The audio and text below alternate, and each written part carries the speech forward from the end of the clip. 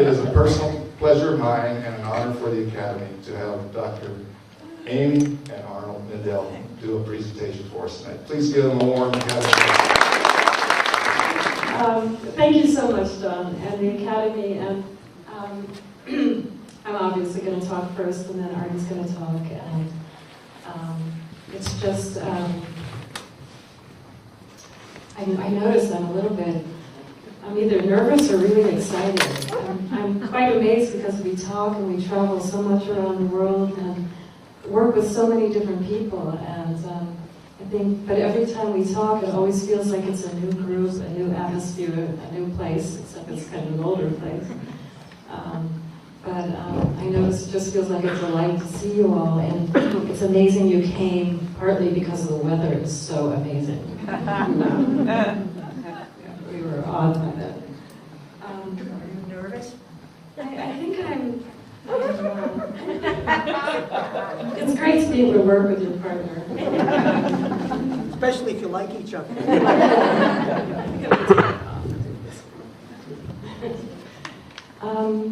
Some of you know us, I think, and others of you we haven't met, obviously. I think those are the only two choices.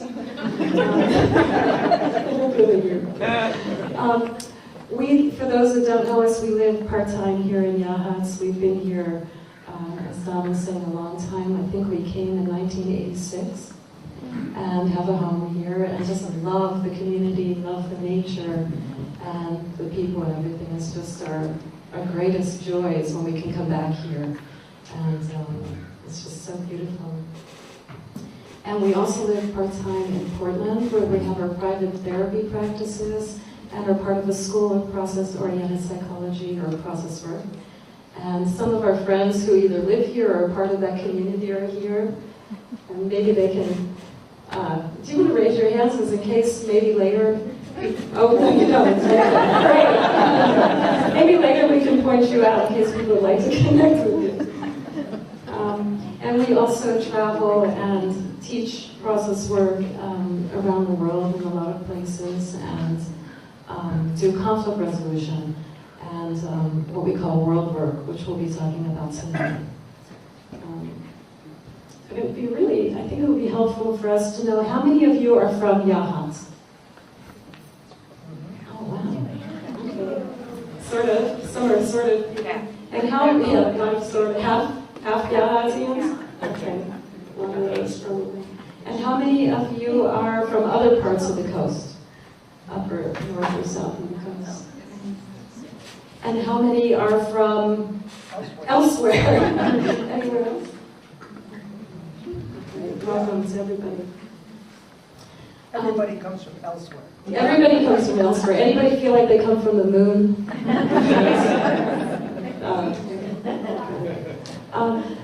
Because we work a lot with communities and groups, we thought it might be nice for the atmosphere if you wouldn't mind taking just 1 minute and turning and seeing if there's somebody right near you that you haven't met or you haven't seen in a long time. And just say your name and where you're from.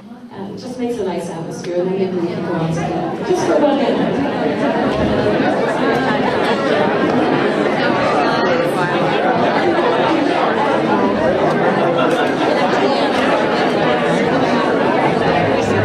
Hi, Howard.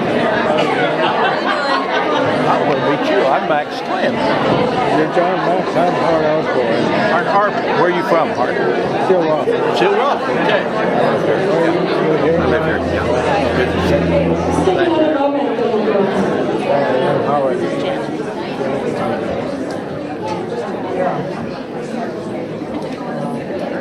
Yeah. Thanks for doing that. That's probably the solution, at least to half the world problems, what you just did. It's so simple. Some things are simple, some aren't. That's a simple thing. People you don't know and you're not too connected with, just making a little connection is the beginning of the big thing. We'll talk about the bigger thing later. Okay. Tonight we'd like to particularly share with you about our large group conflict work and group facilitation.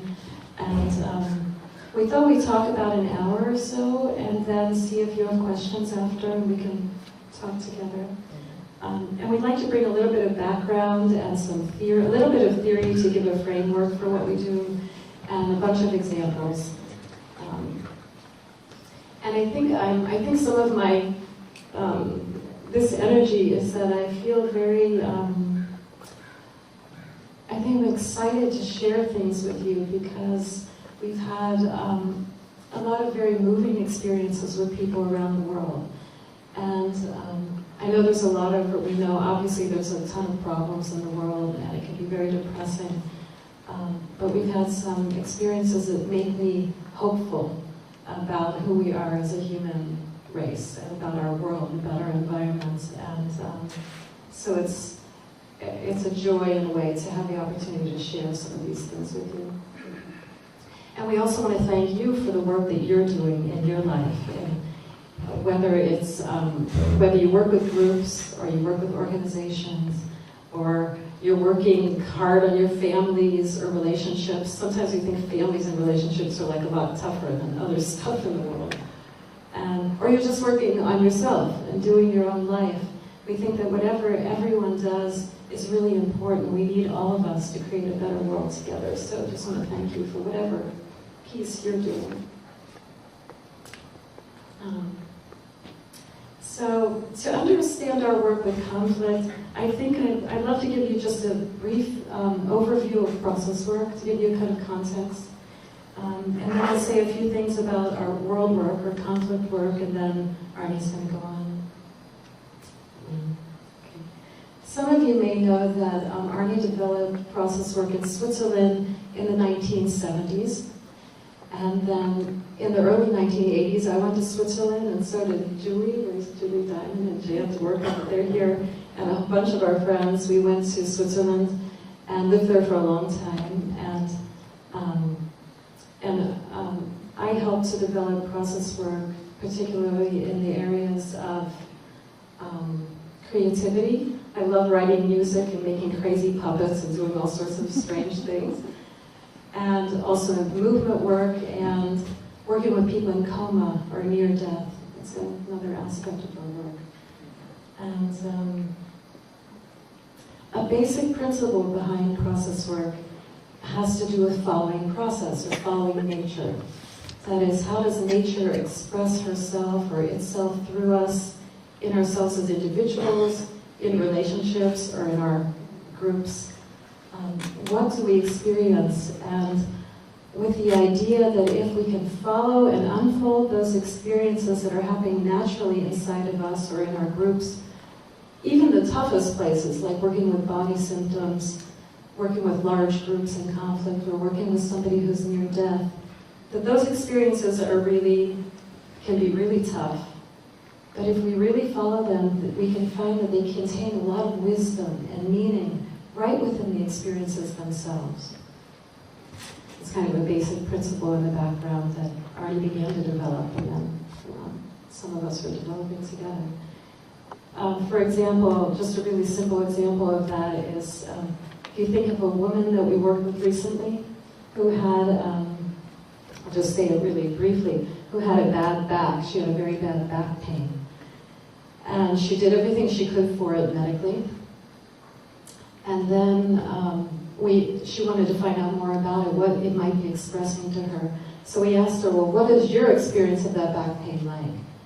And she said, well, it's kind of like this, very tight fist she made.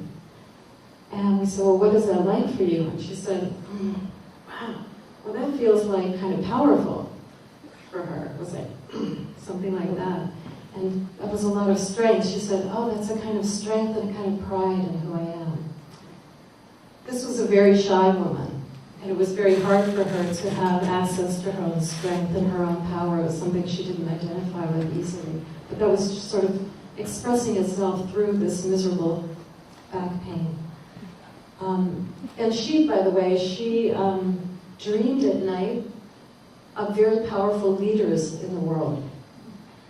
So this was the idea, if you can follow that Arnie discovered of the dream body, which is that the kinds of things we're experiencing in our body, the body symptoms and experiences, if we unfold them and follow them, those experiences, like her strength, mirrored her dream of these very powerful figures. That's the mirror connection between body experiences and dreams. You want to say something? You said it, I mean, our body symptoms are symptoms, but they're also our dreams trying to be realized. If you can pick some of that up, your body is sometimes relieved, at least temporarily. Yeah. So, well, we won't go into that whole part this evening, but I wanted to show you a kind of picture that I made. It got a little crumpled up from all my luggage around the world, but since this time of these ideas of trying to follow nature and what is nature expressing, I made this sort of flower. You can see it. I don't know how well you can see it, but at the bottom of it is the idea of following nature or process, like coming from the ground. And then up from that is I like to show the different applications that have sprouted up from process work from this early time. There's many more, but these are a few of them. I kind of see them as petals on a flower. One of them is working with movements or movement difficulties. World work is here. You probably can't see that so well, but world work or our conflict work. There's inner work, part of our work, relationship work, dream and body work, working with people in coma and near death, working with people in extreme and altered states of consciousness, or what's normally thought of as psychotic states or psychiatry.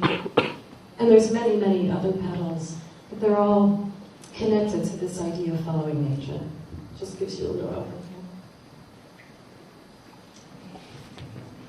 Okay.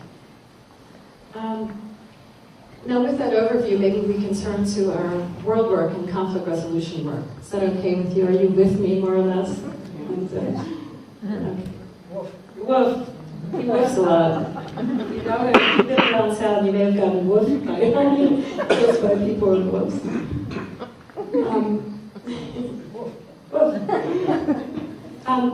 Just to give you an idea of some of the places that we've worked, and I know some of our friends who are here have worked in many different places around the world. We've worked, our Unite Together, in South Africa before the revolution with different conflicting parties. We worked in Ireland with so-called terrorists. I say so-called because that's not the name that they had for themselves. They called themselves freedom fighters. We worked in Oakland during the Rodney King trials, if somebody you remember, in the 1990s. It was a very, very intense, difficult time. I think you're going to give an example of that shortly. On race relations. We worked in Aboriginal communities in various parts of the world. The one I think of now is we worked with the Haida Nation. Some of you know on the Queen Charlotte Islands, just my sense of direction is terrible, but north, off the coast of Canada. North is up there for some reason. And we work with them and help them to gain their land rights back with their interaction with the Canadian government. And we're so happy to hear about a year ago or so, they did get those land rights back.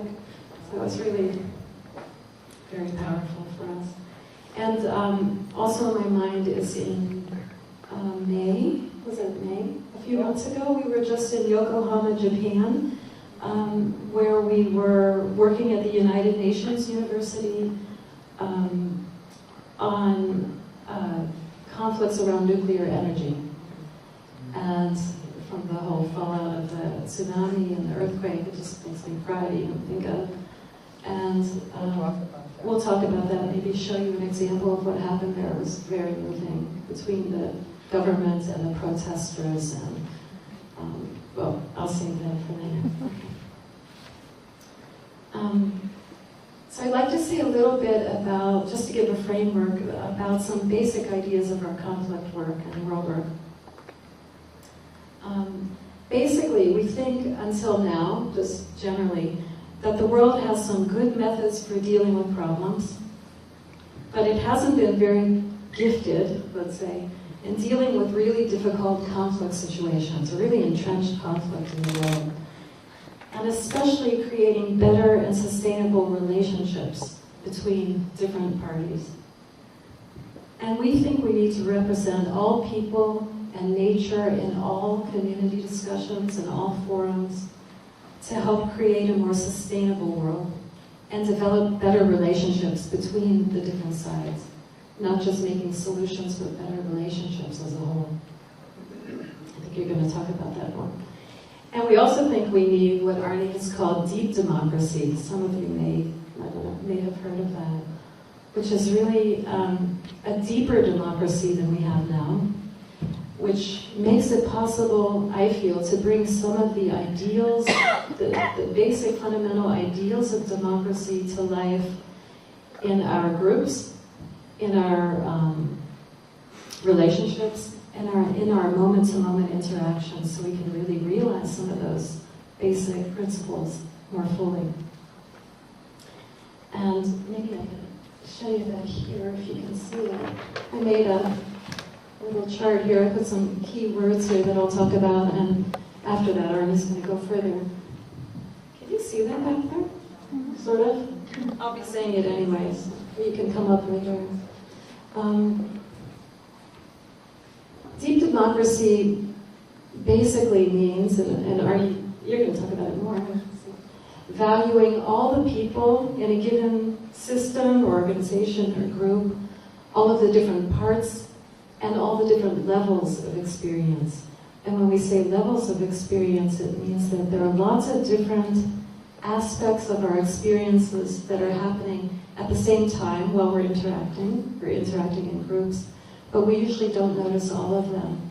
But to have really sustainable change, we think we need to touch on all of these different levels. So I'd like to share them with you a little bit and give you an idea about those levels. There are 3 of them. One of them is what we call consensus reality, or the reality that a particular group consents on as being real. Not necessarily the reality, but a group's reality. And that level is usually the level that most groups focus on first. It's primary on their minds. It's the thing that they really need to focus on first, usually. And that consensus reality includes things like facts and issues of the particular problems that the group wants to work on, the different stakeholders who are on one side of the issue or another, the history of the given issues or organization, diversity issues between people, rank and power differences, who has more power, who has less power, and all of that, finances, and many other things. And when there's conflict, usually different sides, everything feels very static and kind of immobile and really difficult to work with because it's so static and so entrenched. And this level of consensus reality is really where laws and structures are made and all those things like that, very important. However, if we only focus on that level, which is obviously really important, we can miss other things in the background that, if missed, makes it very hard to have sustainable resolutions. So let me name these 2 other levels for you. And we're going to be giving a lot of examples of this stuff. The second level we call dreamland. Now, for some people that may sound a little weird, and for other people that may sound wonderful, depending on who you are. But dreamland is really actually extremely practical. It simply means all of the background feelings and experiences and dreams and projections and body signals that we make that we're not noticing in consensus reality, that are kind of marginalized into the background.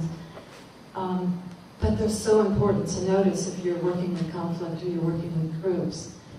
For example, maybe we can show a little example. Think of a business negotiation or some kind of political negotiation or something like that. Okay. Let's say that Arnie and I are about to. Is your mic working? Yeah, Okay. we got to sign agreement. Yeah, let's say we're going to make an agreement. We say, okay, we're going to agree to whatever. And we come together. And we're from any culture. What we're going to do is cross-cultural. We've seen it everywhere. And we come together and we're just watch what we do. Watch the It's a little signal. hard to do with the microphone. but- The reality is we're going to sign a contract. That's consensus reality.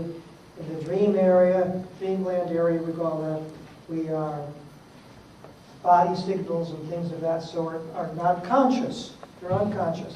So keep your eye on my body signals and her stuff. Okay, Madam So-and-so? Okay, Mr. So-and-so. Yes. Okay, What do you want? let's agree. Yes, I Let's agree. agree about this. I Okay. agree entirely. Okay. You're laughing, which is really great, because we call this a double signal. We're saying, yes, we agree, and he's looking out to you, looking not. I do agree. I like that you're laughing, because comedians, this is the stuff comedians are made of frequently. They show double, what we call double signals, two signals, brilliantly. That's why they're so funny. So, okay, here we come. We're gonna make it. Now we're gonna make the agreement. Yes, we are. Okay, okay. Let's shake.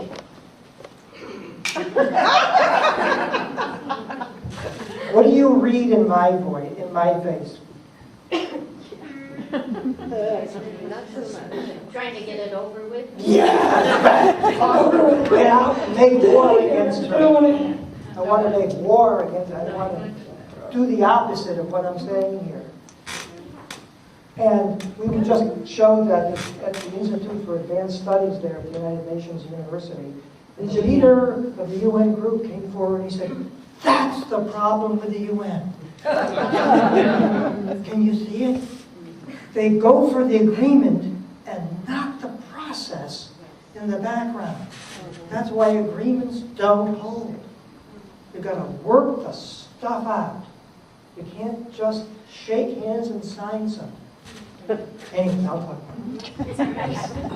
No, I'm excited about that. Yeah, it's a huge thing. So if you don't notice that, you'll be surprised, amazed, and whatever. Later, when one of us or both of us drop out of the negotiation, you can't figure out why, because we all said yes. Sure.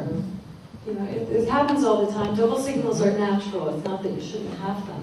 Yeah. But that we need to notice them and follow them at all these different levels to really have something sustainable at the end. Don't go just for the solution. Watch the overall process. Another aspect of this whole dreamland level is the idea that in consensus reality, there are people on one side of an issue and then people on another side. But from the dreamland perspective, from another perspective, if we change it a little bit, we can think of a group as something, like having something like a background field, and all of these different sides, which seem to belong very strongly to one person or group or another, are really more like roles that everybody shares to some degree. That we all have the different parts in us, the different roles and sides, to some degree, even if it's very little. But we know these energies are things inside of ourselves somehow. Even those sides and people that we hate the most, or dislike the most, to some little degree that we share that field, that we share all of those different roles. You want to say something that can feel it? What? The bad guy is in me too? Yes. To some degree. And if you know that energy also in the other, you can work with it. Somebody's nodding and happy. You can work with it better. You know it inside of yourself, especially as a facilitator, I think you'll talk about. So if all of the different roles are shared, something that we ask people sometimes is to use their awareness and notice when I'm in this position and standing for that strongly. And when I suddenly, something changes and I could actually go to another position and represent it, because I know it in myself too. And when that happens in this group process, things begin to move, things begin to flow, and there's more fluidity in the field, and because of that, more possibility happens. And there's just one more thing I want to mention about dreamland, and then I'll say a couple sentences about the last level, and then Arnie will go on.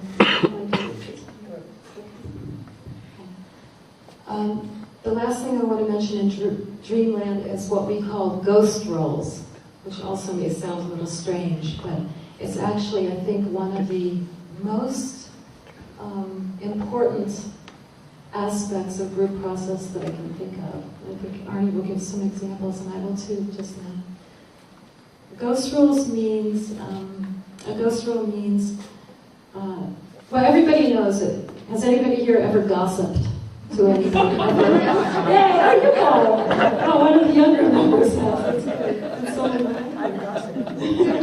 yeah. You know how when you gossip and you think about, like, you talk about other people who aren't there and stuff? Or you can talk about, a group can be together and talk about the trees that are dying, or you can talk about President Obama, or somebody, or President Bush, or President Bush, George Bush, or something. A ghost role means anybody that's talked about but is not directly there and not directly represented within the group. And when we notice ghost roles, we try to bring them in and represent that position right there, because that energy or that opinion is needed as part of our group process. And I'll give you 2 examples of that. Can you follow that? Yeah. Okay. For example, a simple example is, I'm thinking of a social service organization that we worked with some years ago. And the employees were exhausted. They were overworked, and they were got together, and we were having a little process, and they mentioned all their needy clients, that they felt they couldn't give enough to these people who really needed their help. They wanted to so bad, but they were really upset because they couldn't do it. And we noticed that those needy clients were like the ghost role of that group. So at one point, one of us suggested, well, can someone speak for that needy client, or somebody feeling like a needy client here? And then everybody started speaking, because they were so miserable and overworked, like many people working in social service organizations or volunteer groups or whatever, that they didn't have a chance to talk about their own needs and their own difficulties, their difficulties at home, their exhaustion with their work, etc. And once they did that, they became much more free, they had more energy, there was a great relief, and they felt they could kind of renew themselves and were able to do more. That's one example, and I'll give you one other example that really moved me very deeply. It's from Athens. From Greece, yeah. Yeah, it was very emotional for me. I tried to explain it to you very briefly of a ghost role, working with that. We were in Athens, Greece, about a year and a half ago, I think. And right in the midst of their economic turmoil, and it was really difficult. They were very depressed and angry. A lot of people were really angry. There was a lot of depression. There was 40% more suicide than was up 40% than it had been. Tons of people losing their jobs and all of that. It was really, really difficult. And at one point, there was a small group. There were different small groups meeting. And there was one group of social activists who had gotten together to work on their stuff. And they were really angry at their own governments and people. They were really angry at the European Union, at what was happening. And they were fighting really hard and had been fighting really hard for what they wanted. And while that was happening, they got a phone call, a cell phone, and found out that one of their colleagues, who was not in the seminar, obviously, had lost his job and had taken his life. And it was devastating to them. And it was so incredibly painful. And I remember we sat down and we started talking about what happened. And to make a long story short, I remember at one point, Arnie, you said to them, what sounds like that man who took his life is like a ghost role, somebody we're talking about. Could anybody represent him? And these people were amazing. They were, not every group can do that, but one man who was really the strongest social activist said, well, I want to try that. And what he did was, he laid on the ground as if he was dying, like that. He laid like Arnie showing like this, and he was quiet for a little bit, and then he said, oh, I feel so free and detached. I haven't felt this for years. I'm so caught up in the everyday struggle. And he was so happy laying there, really. And then he put out his hands like that, and his whole group came around him and grabbed his hands. And he said, and they all said really, they loved each other, and this is our sense of community. And this is what we as Greeks really have. This is our gift. And no matter what's taken away from us or how much is taken away from us, we're going to have this, and we're going to survive, because that's really our beauty. And that's what we can rely on. You can take everything away. And it was incredibly touching. And it turned out then later, when we came back to the large group, there were some people who had come from different parts of the European Union that these activists were really angry at. And this man, I remember, fought hard with somebody from another country, and then he was able to go and really understand her in this most unbelievable way. Partly because he had been able to go through that experience, I think, himself. I don't know what he did exactly, but it was incredibly moving. Yeah. So, did you know something? He was still an activist, but he was more. He was a solution bringer too. So that was just very moving to me. It's kind of hard to talk about emotional things in theory at the same time. But I do want to say that I mentioned this last level of the essence, because he helped to get there.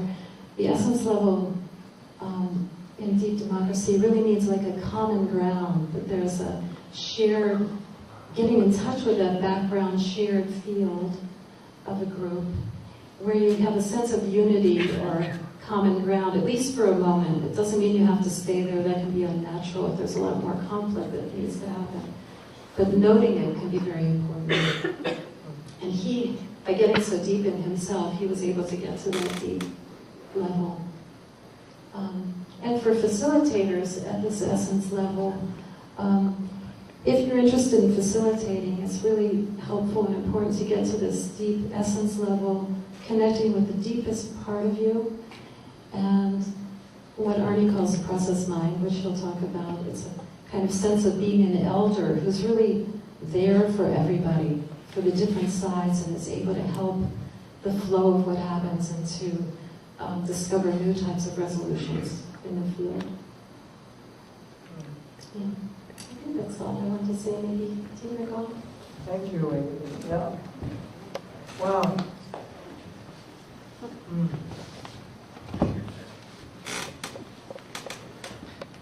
We've had a lot of experiences, and in a way it's a relief to talk about some of them. We live in an amazing world, really. It's an awfully wonderful and beautiful place, but it's got a lot of problems.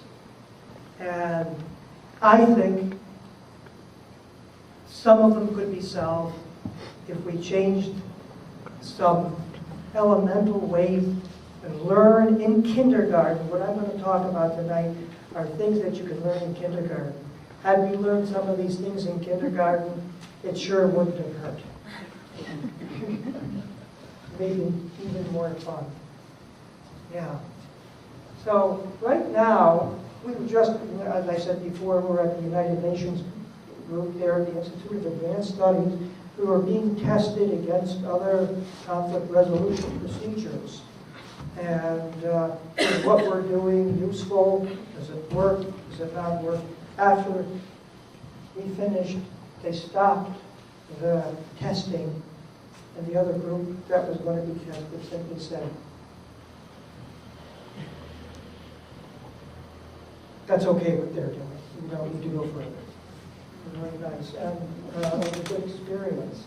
But because the question is this, the thing that we're grappling with all the time is this. You know, each of us know, you have your own methods for solving and resolving conflicts. And they may not all be conscious, but you have to talk to the other person, listen to the other person. Are they right? Bring up your side. Some of us need more courage to bring our points up. Others need more courage to listen to the other side. We're all a little bit different in it. And there's lots of really good mainstream methods for dealing with conflict. Listen to the other side. What do you need to get to the table? What do you need to get to the table? These are very powerful consensus building techniques. Excellent. But as far as we know right now on this planet that we're living on, there's almost nothing that deals with people who are furious and don't want to go to the table and talk. It's an area that we know so little about. We all need to wake up about that. We need to study it more. We need to understand it more. So we're suggesting some things here. It's a very touching thing and very important that we learn how to get along with people who are so disturbed and so upset they could kill somebody else without thinking they're just bad people. They're human beings who are over the edge. They're just hurt and pressured, and it's just not all good and evil. It's a little too easy. So we need something to work with that instead of simply saying it's not good.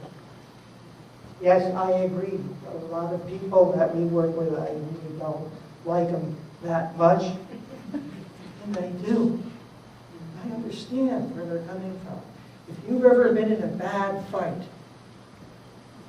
I hope you haven't, but just in case you have, you'll understand these people better.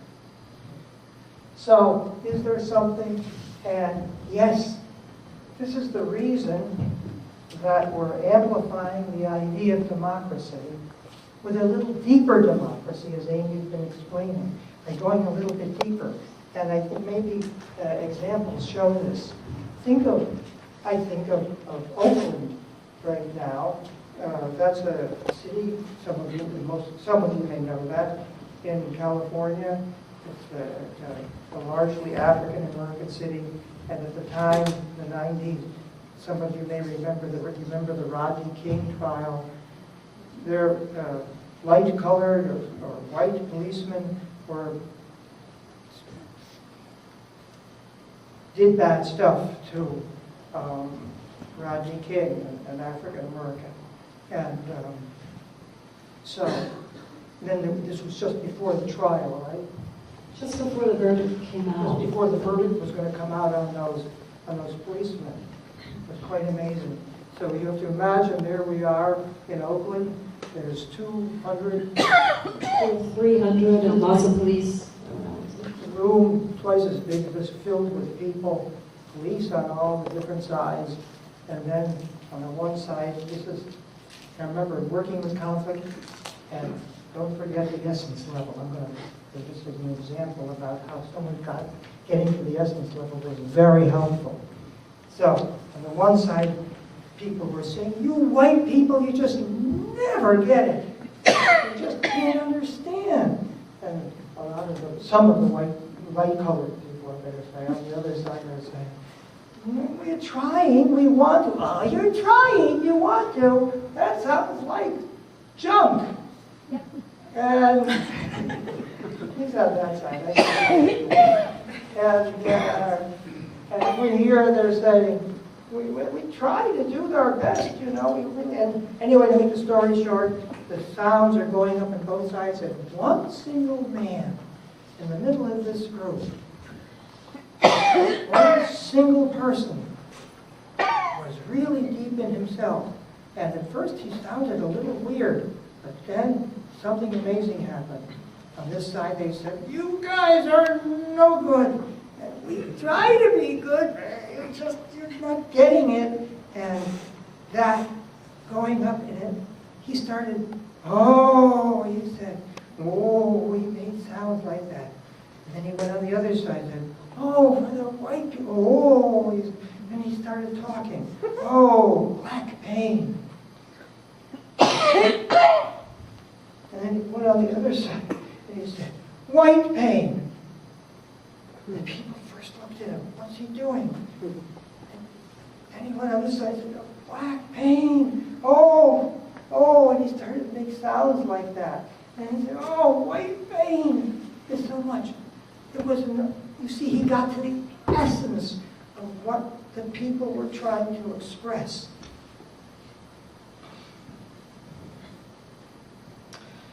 And because of that, as he did that, suddenly on one side of the room, people began to speak and sing.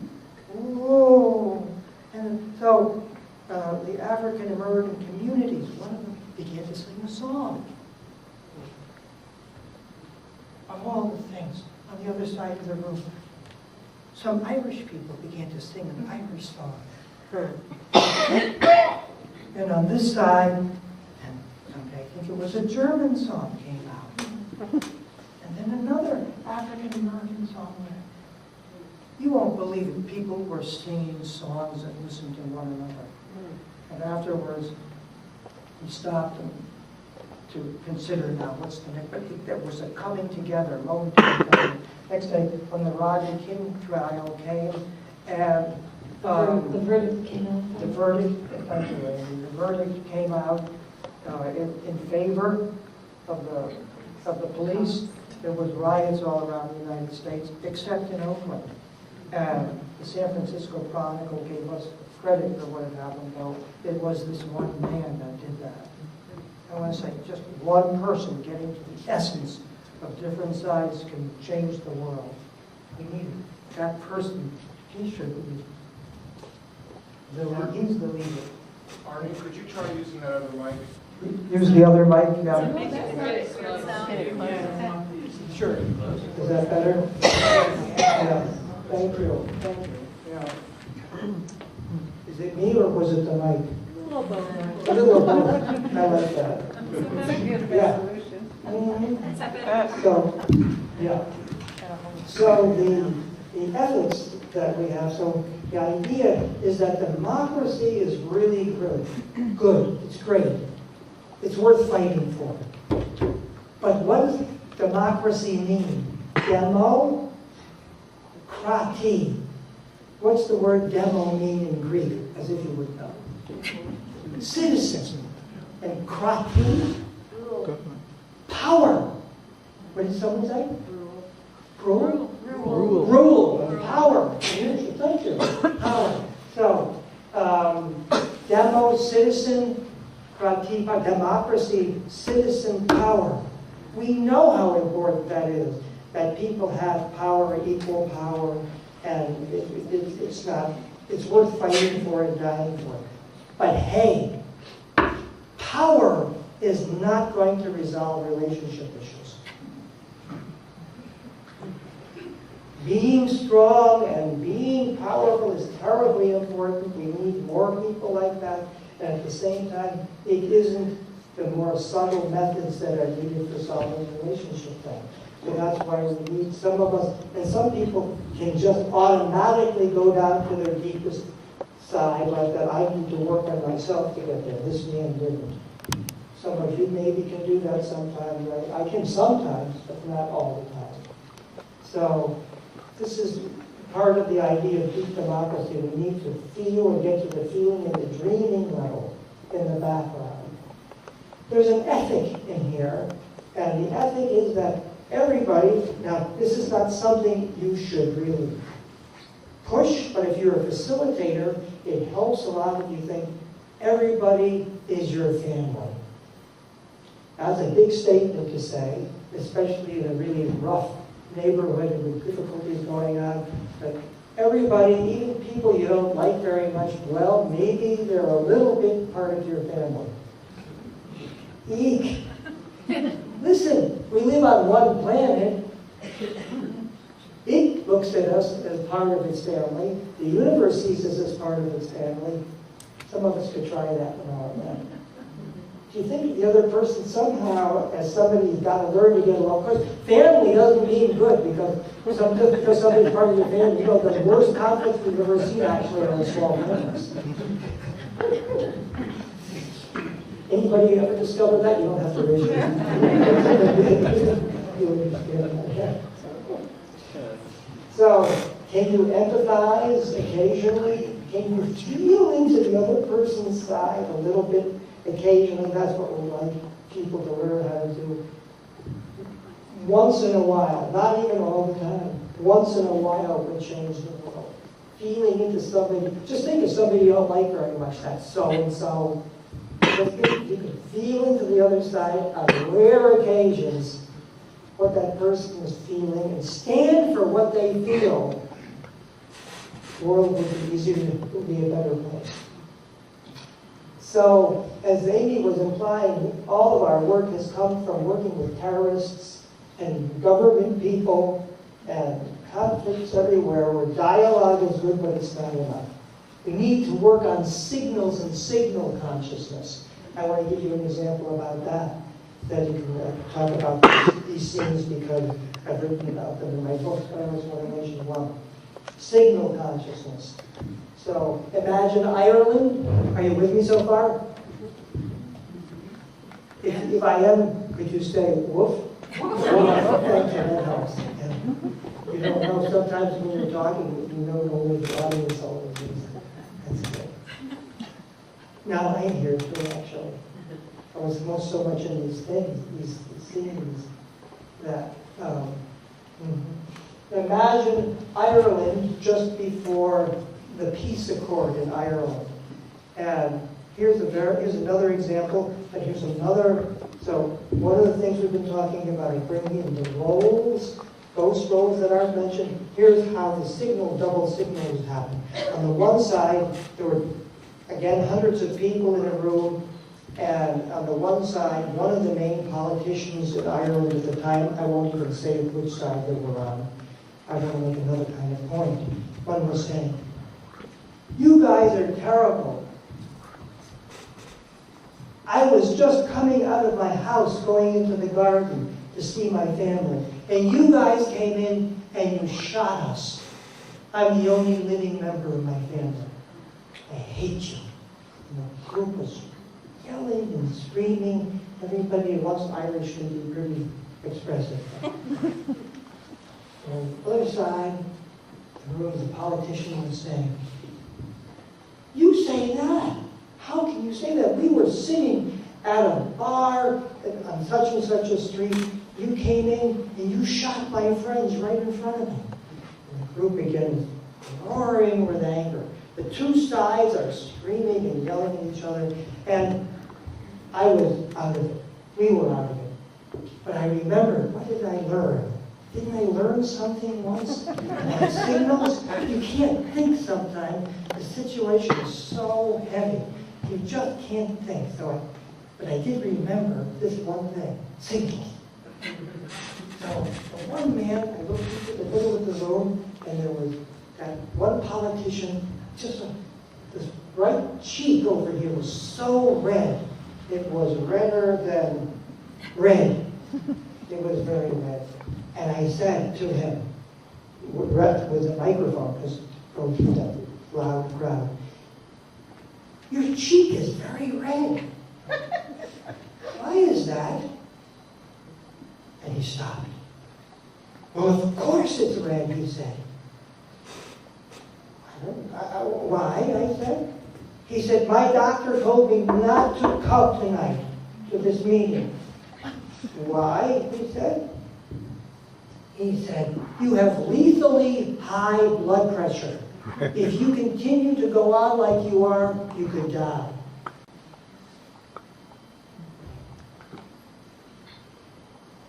Everybody got quiet. The other man, that means the politician from the other side, said, "You could die. My doctor told me. I had a heart attack 3 weeks ago."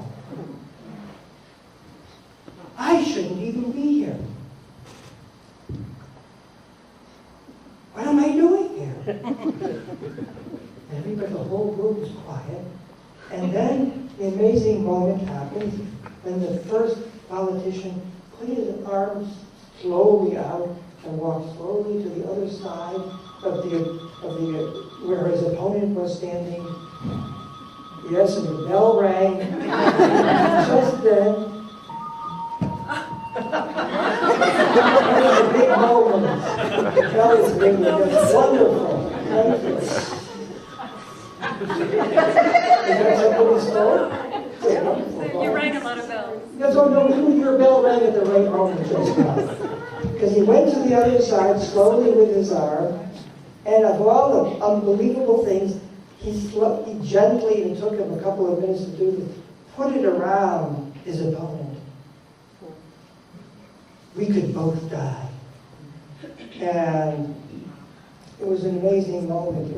People were very quiet, everyone was silent, and came together. And then we decided we'll go further and discuss what can be done next in the world together. That was just a couple of days before the peace accord was signed. That was Dublin some years ago. So again, the signal, you're working with a conflict, you're looking at a conflict in your family or in yourself, watch the signals. They can lead to resolutions.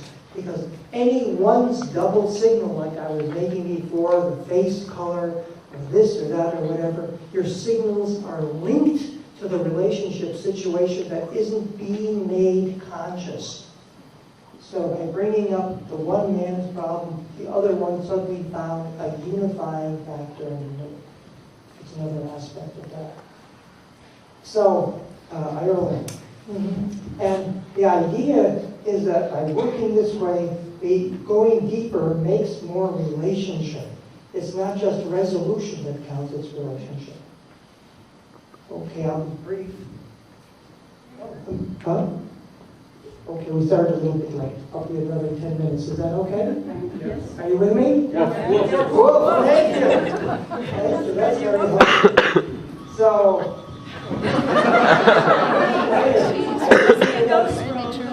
what's that? That must be a ghost roll. Yeah. Did you get it turned off? Yeah, that's wonderful. Oh, Gary. Yeah, I love that. That's our connection with the world. We're talking about the world. So, political sustainability. So it takes practice. I just want to say that. It takes a lot of practice, as this Ireland thing and the Oakland thing shows very clearly. On the other hand, I want to say something about conflict itself. Because whenever conflict comes up, people always say, oh no, not again. Not that country, not more conflict from that country. But I want to say, in many, many ways, conflict is natural. It belongs to everyday life. We just don't like it very much, but it belongs to everyday life. It's a natural phenomenon. We need to take a stand and protect ourselves, also as governments and armies and everything, but it's not the whole story. And this reminds me of Zurich. Now, Zurich, Switzerland, how many, well, you know, some of you live in Switzerland or have lived in. Personally, you know Swiss, you're Swiss. You know that the Swiss don't talk very much to one another in public. Not too much. Is that right? Not much. Not too much. So for the Swiss to have a conflict, an open conflict is a rather unusual event. Is that right? That's very unusual. So the city of Zurich had a conflict a couple of years ago and asked us to help. Conflict in Zurich? Yes. In public. The city sponsored an open forum we had with 800 people. So, and after the forum, by the way, one of the Swiss women came up to me and she said, you said we should talk to one another? I did say that, yes. I love those people. In any case, the city of Zurich had decided that in the city, you might as well, anyone who has got the money should pay for the property they want. So the richest people came in and they bought this property and they bought that property, and the wealthy people bought also all the poor properties that were, or in the bad sections, so-called poorer sections of town. So that finally Zurich became a place where nobody could live but the richest. In the center. People had to move out of town. Everybody was moving out of town. So we had an open forum about that. And but I want to say it's a natural thing. The forum was very good. It came out well. There was understanding. At the end, one of the activists said, "What good is it?" It's still there. What? It's the world problem. Yeah, one of the activists there said, "What good does all this talk have to do? We've just talked about all the government and everything, and we heard from various sides. What good does all this have to do?" And a very brave and very well-known politician, leading political figure from another city, came forward and said, "I was hiding in the back, but I heard everything, and I will change." The idea in the background is that it's normal to have conflict. Government always makes decisions, rarely enough connection with the people, but still it's important to make a decision. You don't want to have to be involved in every decision the government makes. But so conflict arises automatic. The people have to come forward and say, "Woof," and then there's woof, and there's the government, and there's a little trouble. But it's also a good thing because the whole city wakes up to its nature. It's not just a bad thing. Now, personally, the conflicts I have, I hate until Amy reminds me. You said they're sometimes good. I suppose it's natural to say conflict. I don't like it, but remember it can also be good. And the last thing I want to say is I want to stress the ghost role and how important it is in group process, especially to be able to be fluid yourself. And I want to just show something for a moment. Amy, can you act this out for me? Because it's easier to see than it is just to say. Can you be this? Imagine we're now in Japan, and we're about ready to work there with the UN group, and over here is standing somebody looking suspiciously at me. And I'm coming in the room, and Amy and I are coming in the room, and over here is somebody looking very weirdly at me like that. Remember, I'm an American, we're in Japan now. I'm Japanese. You're Japanese. I'm Japanese. Amy's Japanese. And you come in the room like this, and I take a look at that person. Okay, what did I say? You should be empathizing into the other, so much so that sometimes they don't even have to talk. So I look at that person, and I sort of looked at me like that too, in my own mind, and went closer to the person a little bit. Nothing safe. I looked at myself. Suddenly I realized I could empathize into what he was thinking. What is this American doing here in Japan, trying to help us with troubles among us? Exactly. That's what he said. I spoke for him, and then he didn't say exactly. He just smiled. And I should say, read a little bit into parties which look not entirely in agreement with you. That's important. This feeling your way into the other side is something I can't stress enough. And in a group process, create open forums in your city, in your family, wherever you are, and in these open forums, bring forth one basic polarity, at least one basic polarity, and then work with the details of it. And the polarity I want to show you now this evening is this polarity around nuclear energy. Okay? So, Amy and I are going to act this out. Now we're in Japan, we're at the UN, and are you going to be, shall I be the government? Sure. Or do you want to be the protester? Okay. Okay, I'm the government, and we're talking about nuclear energy. This is a very big thing for our whole world. I don't know if you've heard, but there's protests happening. It's very unusual for Japan now around nuclear energy. Has been and are. And what Japan decides finally about nuclear energy will influence influencing the world. So, what do you want to talk about? We don't say this normally in public, it's hard, but we are so angry. Do you know what just happened to so many people? We cannot have nuclear energy in this country. Angry?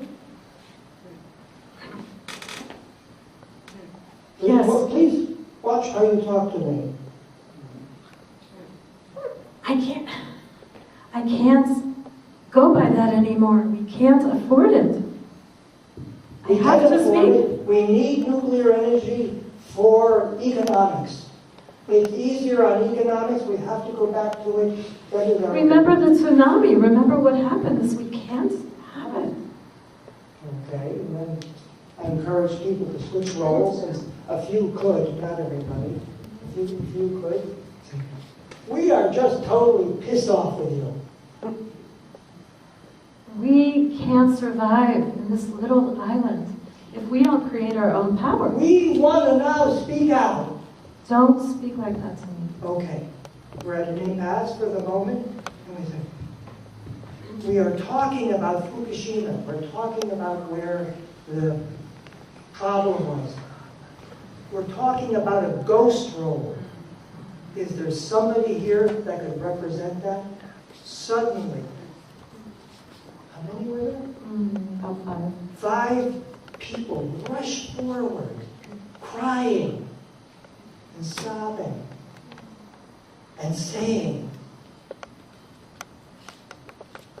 protesters, you don't understand us. You're not talking about us.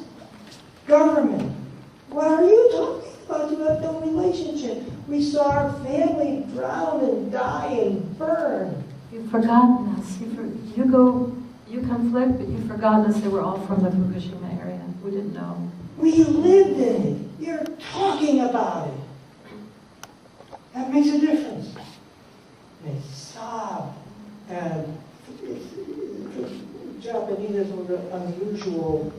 They don't usually show those emotions. It's a very strong experience, yes.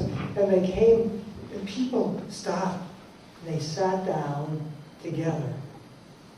And some cried, and people were quiet. And then we began the process of what can we do to work together.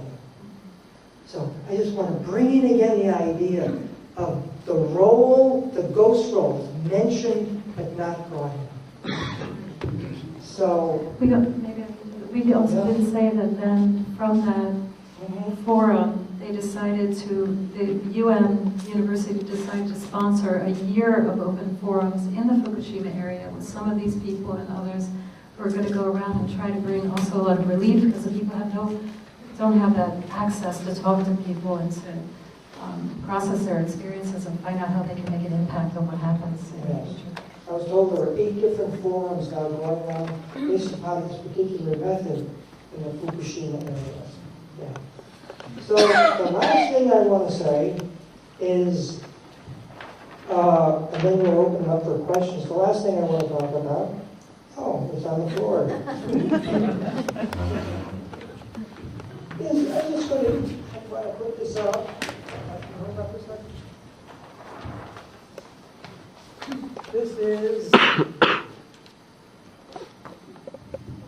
This is a very brief outline about how to do a forum. Obviously, the first step is to have speakers, after having chosen a particular polarity, have speakers from various sides speak one at a time. Then, encourage them to dialogue. Then the third thing after the dialogue is encourage people to switch roles. Now, not many can, sometimes no one can, but the facilitator can try to do that.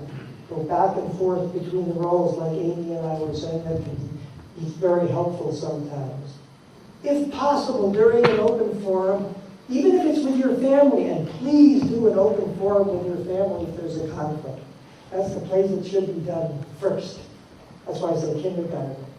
After people have been talking together, what have you, everybody should be quiet just for a few minutes and gossip one-to-one about what's happening in the forum to bring the quiet people in, so that not just the louder people speak at forums. That's an important point. Don't forget ghost roles. Remember, we've given you some examples of that. And slow down if there's a resolution and just hold it there. Finally, of course, all forums should have time to discuss what can be done next. Well, I think that's just about what I wanted to say. The last statement I say is for the UN to work best as its founders dreamed, for there to be more respect for human rights. Someone, a facilitator, you or me, someone has to sit in the fire a little bit sometimes and try to appreciate the various sides without telling everybody they have to be nice. That's all I have to say.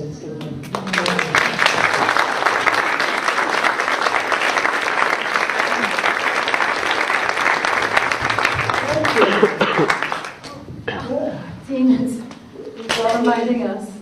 What's that? We need to know this. You need to know that? Where is that? Oh. We have a it's our workshop seminar. in a week from today. I think where's Jai? Jai's Where'd you get that? back there. Jai is organizing. Yeah, we have a seminar on conflict is coming. We have a seminar in a week starting on Friday, Saturday, and If you're Sunday interested in at the Lions Club. or get a flyer. A lot of advertising. Thank you, Jai, and thank you for doing that. People are always saying, but we didn't film locally. Yeah. People come from all over the world. Oh, yeah. Yeah, I wanted to. It's 15 or 16 nations coming together. So, do you have any questions, doubts, There's a lava rock excitements? Yeah. Sorry? I just want to say there's a Lava Rock body clinic. You can talk to Jai about that too. If you're interested in working on your body sometimes. Yeah. When you have a situation like we have in the world today Yes. with Assad over in Syria, Good question. how do you put yourself in the role of someone who just appears to be just a murderous human being? Just a what? Just a Murderous. murderous human being with no particular...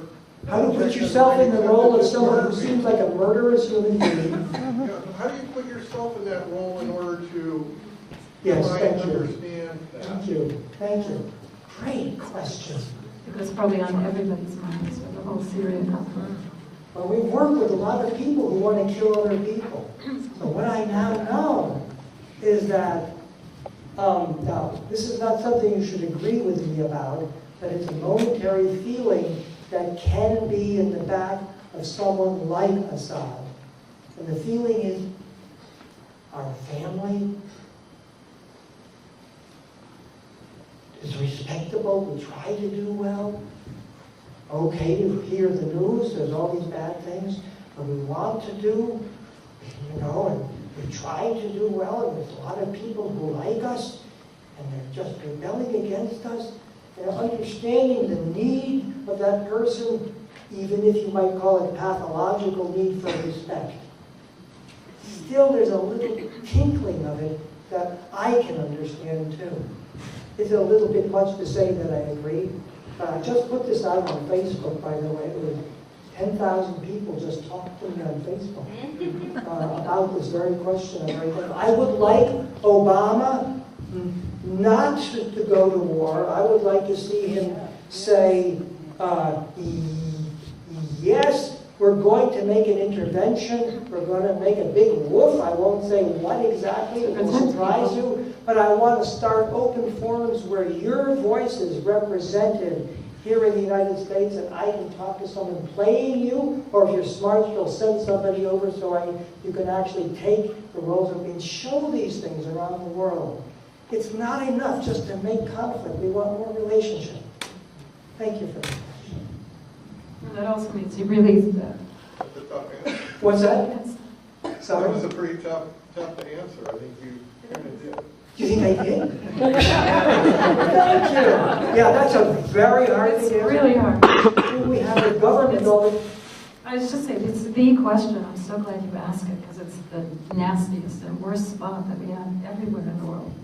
Someone says, Sometimes we have to really just take a stand. That's also part of it. And just say no. stop it. And then then what? Then what can we do? What else? Because we don't want to only repeat history and revenge and well, everybody knows what history's like. So. In South Africa, just before we were doing, this is a great question. Someone in South Africa, we worked in South Africa, and the two tribes were arguing with one another, and somebody from one of the tribes said to somebody from the other tribe, if we don't solve this here, when we go outside, I have a weapon in my pocket, I'm going to kill you. And one of the lighter colored people came down, oh, sweetie, you don't want to do that. And the person said, and then we said, if you've been down, if you've been disrespected, if you've been abused and hurt so long, murder is almost a sense of relief. Don't do it. Sense at least the pain of the other person. That works. So that was a really good question. Thank you. Kind of feeling to people inside that are really maybe very different than you. Yeah, Brian? Middle is disappearing, and people can't get elected if they talk to the other side. Yeah, And absolutely. So how can you have to trick and You want to there's no compromise going on? Or It's what? so exciting. Our elections are based upon democracy. We vote for the people who are strongest and most powerful, not always the ones who are most able in relationship. And I understand that. I also think there's all sorts of things there. The solution to our world problems starts in kindergarten.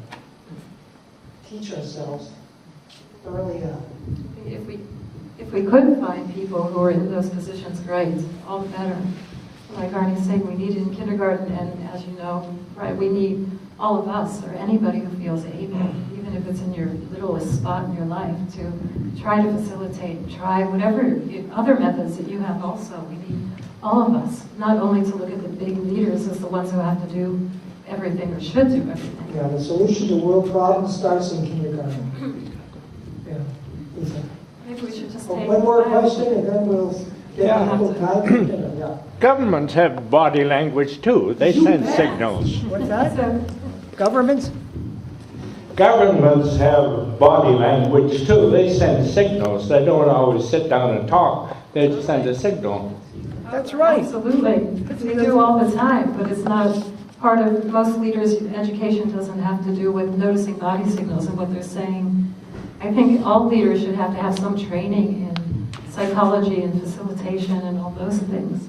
Well, it couldn't hurt. People go for president, become president without any Prerequisites. prerequisites. Whatever you want, you know. That's our plan. One more question, and then Is there we'll one more? close up the Just one. meeting. Yeah. Hi, well, thank you for letting me ask. You want to say Sure. Sure. No signal. No, I was just wondering how do you work through when one party is willing to be empathetic to the other, but the other party isn't willing to see their side. It's off balance, you know what I mean? Like someone can give that empathy, but there's no one on this other side to do that. What do you do to keep it moving? Well. No, You already started talking. No, It came out of your mouth already. Oh, yeah, I did shut my mouth, that's true. I like that again. Yeah. Empathizing into the other side is one step. But then empathizing into your own and standing strongly for that also is extremely important. All the sides need complete expression. Woof! I can't stand your rotten guts because of A, B, and C. And, well, one of the reasons you don't understand me and don't like me because you don't know where I'm coming from in the first place. Let's keep going back and forth and the understanding will happen. So you do just trust the process and you just keep it coming out. Like just let it all float up and it'll somehow magically always resolve? Trust the process. Does it always magically resolve? Yo. That means yes and no. The resolution isn't the point, I'm going to say. Well, it is the point, but it's not the big point.